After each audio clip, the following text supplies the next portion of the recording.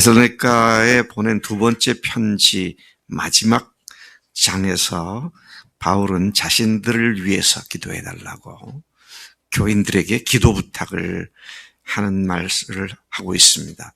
또 교인들로 하여금 자신들이 그들에게 본을 보인 것처럼 교인들도 사람들에게 그렇게 본을 보일 수 있어야 되는데, 특별히 자신들의 생계를 위해서 조용히 부지런히 일할 것을 권면하면서 바울이 친히 저는 말씀에 순종하지 않는 않는 자가 자신을 스스로 부끄럽게 생각할 수 있도록 그런 사람들과는 사귀지 말라.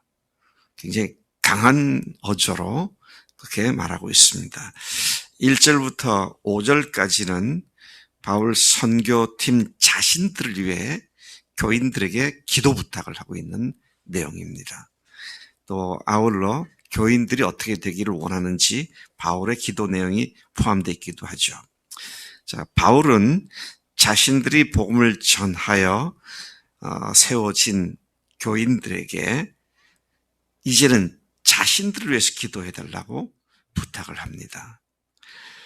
주님의 일은 온 교회가 함께 기도함으로 이루어짐을 바울도 잘 알고 있었기 때문에 갓 믿은 데살로니가 교인들에게 자신들을 위해서 기도해달라고 기도 부탁을 하죠. 영적으로 성장했다고 하는 사람들이 영적으로 막 어린 사람들에게 기도 부탁을 한다는 것이 쉽지는 않은 일 같아요. 근데 하나님 앞에서는 너나 나나 똑같은 용서받은 죄인이고 연약한 존재이기 때문에 갓 믿은 그리스도인들에게도 함께 기도에 동참하도록 기도해 달라고 부탁하는 겸손함이 리더들에게도 있어야 되겠고, 또 반대로 갓 믿은 그리스도인들을 할지라도 자신들의 영적 지도자들을 위해서 기도하여 간접적으로라도 그들이 지도자의 사역에 동참하게 하는, 이것이 매우 중요하다는 사실을 여기서 보여주고 있습니다. 자, 기도할 내용에 대해서는 크게 두 가지로 말하고 있습니다. 뭘 위해서 사역자들을 위해서 기도해 줘야 되느냐. 첫째는 구멍 기운 복음인 주의 말씀이 우리 가운데서처럼 계속 퍼져나가 영광스럽게 되기를 위해서 기도해라. 복음이 계속 퍼져나가서 영광스러운 열매를 맺을 수 있도록 우리를 위해서 기도해달라. 두 번째 부탁하는 기도 내용은 사역자들을 부당하고 악한 자들로부터 지켜주실 것을 위해서 기도하라는 것이죠. 네, 우리가 하나님의 복음을 전하는 사람들, 사역하는 사람들이 당하는 여러 가지 어려움들이 있죠. 네, 그것을 위해서 계속 기도하는 일이 필요하다라는 사실을 말씀하고 있죠. 우리가 선교사들을 위해서 목요일 아침에 새벽 기도에는 목요일 아침에 기도하고 매일 기도하고, 그럴 때 우리가 기도할 내용이 뭡니까? 그들을 통해서 선포되는 복음이, 구멍 기운 복음을 선포한 그 복음이 여전히 우리 가운데서처럼 거기서도 아름다운 열매를 맺게 하시고, 또 두 번째는 그 선교사들과 사역자들이 어려움을 당하지 않도록 붙잡아 주십시오. 선교사들이 기도 부탁하는 것 중에 아주 큰 기도 부탁이 하나 있어요. 그래서 여러분 꼭 기억하셔야 할 것은, 선교사들이 현지에서 어려움을 당하는 것도 물론 있지만 그것 이전에, 그리고 그곳에 있으면서 계속 위협을 당하는 것이 비자 문제입니다. 그래서 선교사들이 하는 얘기가 비자 귀신이 우리를 괴롭힌다 그러더라고요. 우리 상범의 아버지가 지난주에가 들어왔는데, 왜 들어왔느냐? 비자 때문에 들어왔어요. 그래서 엊그제 내가 간접적으로 이렇게 소식을 들어보니까 상범한테 들었습니다만은, 비자가 제대로 나오면 9월 말에는 나갈 거고, 그렇지 않으면 조금 더 시간이 지체가 될 것 같습니다. 인도에 가서 사역한 지가 지금 한 20년 이상 됐나? 그렇게 됐는데 지금도 비자 문제 때문에 참 어렵구나 하는 것을 보게 되는데, 자, 이런 것들을 통해서 어려움을 당하지 않도록 가서 사역하는데 전심전력해도 너무 힘든데 비자 문제 때문에 걸려가지고, 그래서 인도 침례 신학교의 학장도 지금 비자 때문에 들어가지 못하고 여기에서 줌으로 학교를 운영하는 그런 모습을 보는데, 우리가 특별히 우리가 섬기고 또 기도하고 있는 선교사들의 비자 문제를 위해서 우리가 기도하시기를 바랍니다. 자, 계속해서 보면은요, 6절부터 12절까지는 스스로 일하기를 게을리하는 문제를 경계했습니다. 자기 할 일을 하지 않고 일은 하지 않고 일만 만들어 돌아다니며 일만 만드는 사람들을 너희들은 떠나라 그랬어요. 그들을 떠나라 그랬어요. 굉장히 강하게 말하고 있는 것을 보게 됩니다. 바울은 게으른 형제들, 또 자기가 전해준 주님의 말씀의 전통대로 행하지 않은 모든 사람들로부터 떠나라고 주 예수 그리스도의 이름으로, 그냥 그것도 그냥 떠나라 그러지 않고요, 주 예수 그리스도의 이름으로 명하노니 떠나라 그랬어요. 야, 참 우리가 교회 안에 있어도요, 누구하고 사귀느냐 하는 게 굉장히 중요한데, 만나서 사귈 때 무슨 사귐을 갖느냐도 너무 중요한데, 우리 저 상범이나 대훈 형제는 잘 기억해도, 주일날 오후에 이제 다 끝나고 또 카페에 가잖아. 그래서 밤 9시에 돌아와. 그 다음날 새벽 기도에 전멸을 해. 그건 아니지. 참 조심해야 돼요. 좋은 건 좋은데 그 다음에 갖고 오는 그 결과가 뭐냐 그럴 때, 그래서 교제에서 너무 좋아가지고 다음날 새벽에 초롱천으로 와서 기도해야 되는데 전멸이야. 그러면 안 된다. 그렇죠. 그래서 이런 것들을 우리가 잘 살펴서 지금 내가 하는 일이, 또 교제하는 일이 어떤 결과를 가져오는가 생각을 잘 해야 한다는 것입니다. 뭐 청년들 얘기 말이라 누구나 똑같은 얘기죠. 주일날 밤에 주일 예배도 끝나고 있으니까 풀어져 가지고 한 12시, 1시, 2시까지 뭐 TV 보거나 뭐 동영상 보거나, 그러면 장사가 없죠. 자, 그래서 부지런하고 게으르지 말라고 그런 이야기를 하고 있는 것이죠. 또 바울도 그들을 향해서 갖는 기도 제목이 5절에 주께서 너희 마음을 인도하여 하나님의 사랑과 그리스도의 인내에 들어가게 하시기를 원하노라. 그런 말씀으로 그들에 대한 그의 기도 제목을 표현하고 있는 것을 보게 됩니다. 자, 스스로 일하고 게을리하는 문제. 자, 이게 조금 전에 얘기한 것처럼 그런 사람들은 떠나라 그랬어요. 떠나라 그랬는데 그 당시 그 데살로니가 교회 교인들 중에는 게으름 때문에 일하기를 싫어했던 사람들이 있었던 것이 분명합니다. 일하기를 어느 정도로 싫어했느냐, 자기 먹고 살 것도 일하지 않는 그런 사람들이 있었다라는 것이죠.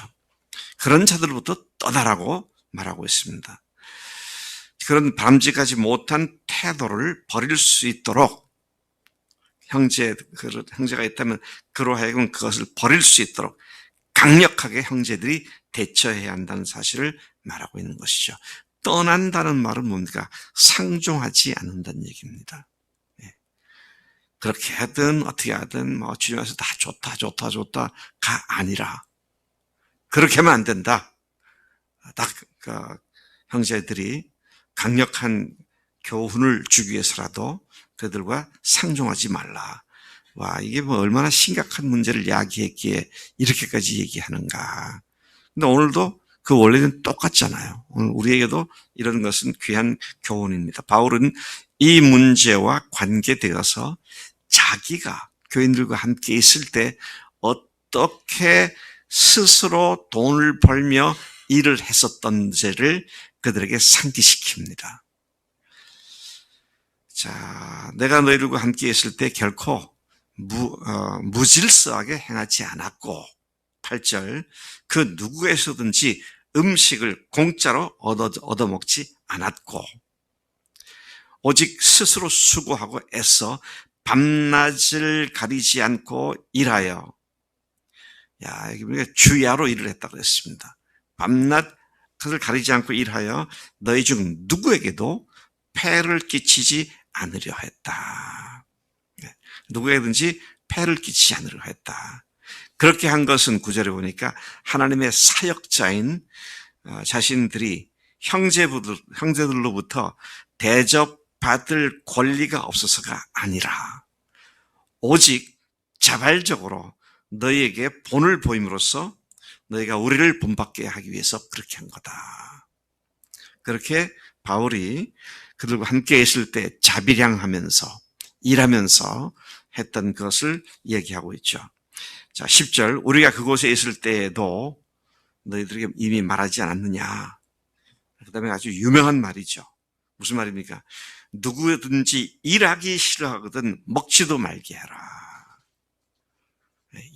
일하기 싫은 자 먹지도 말라. 뭐 이런 말을 많이 합니다만은 이게 성경에 나온 말씀이에요. 디모데에게 보낸 편지 보면은 인생은 공술의 공수거다. 그런 말씀도 있잖아요. 빈손으로 왔다가 빈손으로 간다. 참 기가 막힌 말씀들을 많이 하고 계시는데 여기에서는 일하기 싫어하는 사람들은 먹지도 말아라. 먹지도 말게 해라. 이렇게 명령하고 있는 것을 보게 됩니다. 그러나 들리는 말에 의하면 너희 가운데 게을러서 도무지 일하지 않고 일을 만들기만 하는 자들이 있다는데 일하기 싫어하고 빈둥거리니까 계속 돌아서 일만 만들죠. 네. 그런 이런 자들에게 우리가 명하고 권하는데 주 예수 그리스도 안에서 조용히 일하여 자기 밥 버리는 자신이 해라. 그렇게 지금 강력하게 말씀을 하고 있죠.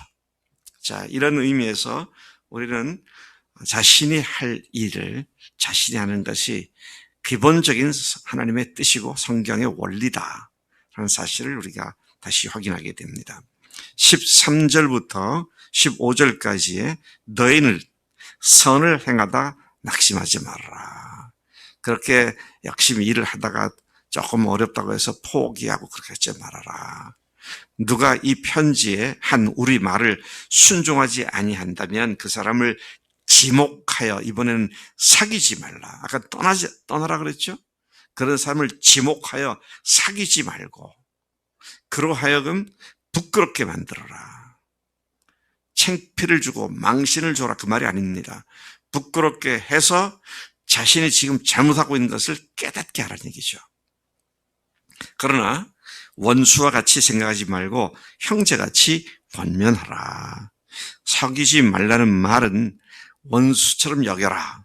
영원히 상종하지 말아라. 그런 말이 아니라 그를 형제로서 바르게 세울 수 있도록 권면하는 일환으로 그렇게 하라는 말씀이죠. 그래서 여러분 우리가 때로는 마음이 아프지만 그가 스스로 그 일을 할 수 있도록 내버려두고 기다려보는 것도 굉장히 중요합니다. 이번에 드디어 제 손자가, 외손주는 2년 전에 대학을 갔고 친손주는 금년에 대학을 갔어요. 근데 1년 학비가 8만 불이에요. 지 애비가 교회에서 받는 건 턱도 없죠. 그래서 전화할 때마다 어떻게 됐느냐. 예, 장학금을 4만 불을 받았습니다. 4만 불은 어떻게 됐느냐. 지금도 계속 알아보고 있습니다. 그래서 제가 제 아들한테 그랬어요. 내가 지민이를 도울 수 없어서가 아니다. 내가 하나님을 대신하지 않는다. 너와 네 아들이 스스로 기도하며 하나님께 응답받는 기회다. 중간에 외국 가서 또 물어보니까 아직도 뭐 한 10,000불 더 했을 뿐 30,000불이 아직 안 정해졌다고. 그러고 전 돌아왔고요. 근데 어찌됐든 지난 토요일 날 대학교에 입학을 하더라고요. 지혜비 같은 것 주는 것도 아닌 것 같아. 근데 어쨌든 입학이 됐어요. 그렇게 이제 4년을 경험해야겠죠. 그리고 제가 그거 사랑하지 않기 때문에 안 한 거 아니에요. 주님 앞에서 스스로 기도할 수 있도록 하기 위해서. 그래서 어떤 때는 여러분, 형제를 도울 수 있어도 정말로 사랑한다면 잠시 두고 보는 것이 중요하게 되겠습니다. 자, 이런 원리를 갖고 지금 이 얘기를 하고 있는 겁니다. 사귀지 말아라, 떠나라. 그러니까 완전히 관계를 끊어버려 그 말이 아니라 그로 하여금 자기 자신이 뭐가 잘못됐는지를 포기하고 열심히 일할 수 있도록 그렇게 해라. 그런 말씀을 하고 있는 것이죠. 마지막 16절에서 18절은 축복하며 마지막 인사를 하고 있습니다. 바울은 그의 모든 편지와 또 이 편지 모두 앞에서도 한 것처럼 평강과 은혜를 축복하며 그의 편지를 마치고 있습니다. 여기서 다시 한번 주목해 볼 것은 그냥 평강이 너에게 있을지어다 이렇게 하지 않고요. 16절을 보니까 평강의 주께서 그랬습니다. 아예 주님을 지칭하는 수식어가 평강의 주님이시다 그랬습니다. 그러니까 평강의 주님이시기 때문에 주님은 우리가 주님의 그 평강 가운데 항상 평안하게 살기를 원하세요. 마음에 근심과 걱정이 있고 마음이 뒤죽박죽이 돼 있고 혼란스럽게 돼 있기를 원치 않는다. 평강의 주님이시다. 그래서 여러분 주님과의 관계에서도 늘 평강이, 또 나 자신과의 관계에서도 평강이, 형제들 관계에서도 평강이, 가족 간에서도 평강이 우리를 주장할 수 있어야 거기에 정상적인 하나님의 은혜의 삶이 가능한 것이다 하는 것이죠. 자, 여기가 이제 문제가 생기면 모든 게 다 어려워지잖아요. 그래서 바울이 처음 시작할 때야 마지막에도 함께 똑같은 말로 평강과 은혜를 구한다. 오늘 우리도 주님께서 주시는 평강에 흔들림이 없이 늘 얼마나 내가 부족하지만 얼마나 무가치한 존재지만 주님께서 나를 여전히 이렇게 사랑하시는지를 감사하고 은혜로 살아가는 우리가 되어야 할 줄로 믿습니다. 하나님 아버지 감사합니다. 이 아침에 데살로니가 후서 3장을 통해서 바울을 통하여 각자가 자기의 일을 부지런히 잘 행하는 것이 하나님의 명백한 뜻인 것을 다시 일깨워주심을 감사합니다. 생활 전선이라고 하는 표현되는 곳에서 참으로 치열하게 싸우는 사람들이 있지만 또 어떤 사람은 게을러서 문제만 일으키는 사람도 있다고 하는 이 말씀을 생각하며 내가 이런 범죄에 들어가지 않고 또 이런 범죄에 있는 사람들을 잘 도와서 그들이 주님 앞에 성실하게 일하고 성실하게 자기 일을 감당하는 그런 사람들이 될 수 있도록 돕는 우리가 될 수 있도록 인도해 주실 줄로 믿습니다. 감사하고 예수님의 이름으로 기도로 싸움나이다. 아멘. 아멘.